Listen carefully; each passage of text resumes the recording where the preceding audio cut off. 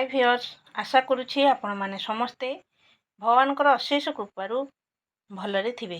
आज मु आपण मानक पई जगत जननी माँ पार्वतींकर गोटे सुंदर भजन लिखि आनिछि। आशा करुछि एही भजनटी आपण मानक मन को निश्चिंत छुईब।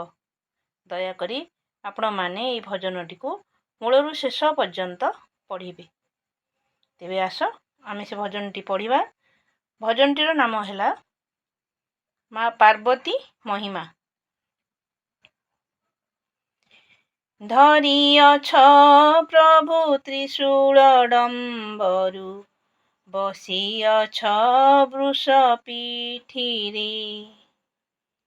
माँ मोर बसी तुमरी पाखरे, संसारर कथा जाने रे।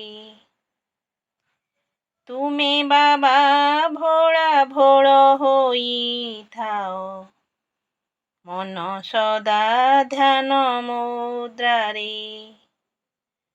संतानर दुख माकु तो जना, जनाए से तुम आगरे।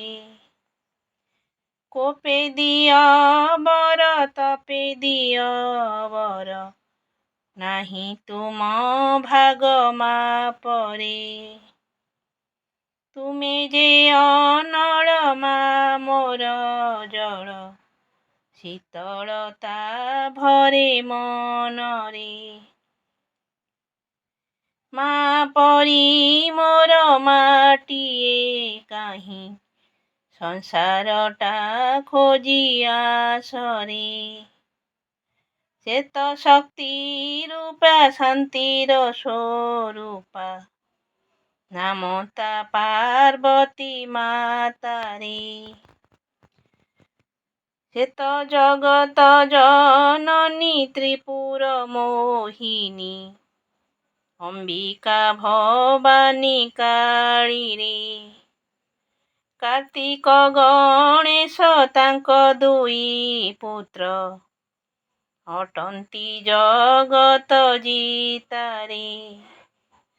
मने भक्ति भरी माँ चरण नीति, पूजिबी मु दिवानिशि रे।